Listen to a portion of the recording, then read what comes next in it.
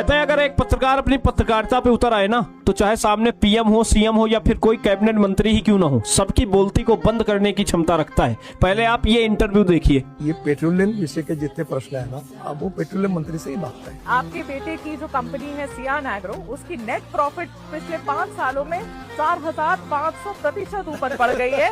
इतने 1000 करोड़ की आप बना देते हैं हाईवे, और आपने एकदम बेस्ट टेक्नोलॉजी, बेस्ट मटेरियल, पहली बार 1 घंटा हो जाता है। फिर आप कहेंगे कि सवाल पूछो तो गलत है।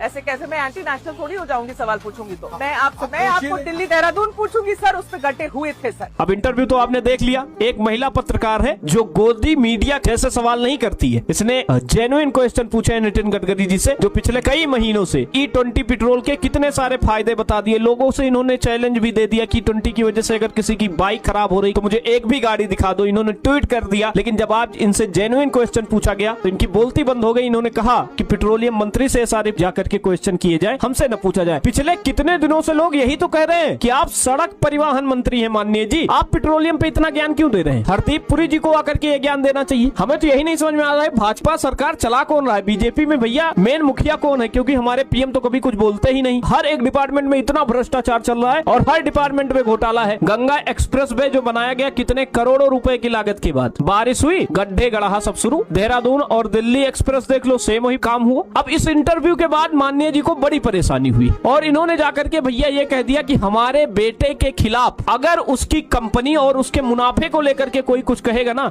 तो उसपे मानहानि का दावा कर दिया जाएगा। ये होती है तानाशाही। आइए देखते हैं माननीय जी ने क्या कहा है। पढ़ो पढ़ो पढ़ो इस इंटरव्यू का इफेक्ट देखो। एक अच्छा पत्रकार है जिसने बोलती बंद कर दी। मेरे बेटे निखिल गडकरी की कंपनी की आय और मुनाफे को लेकर के जो आंकड़े बताए जा रहे हैं वो पूरी तरह गलत है, और जहां से भी आपने ये आंकड़े लिए हैं चाहे वो गूगल से ही क्यों ना हो, अगर उन्हें दोहराया गया तो मैं मानहानि का केस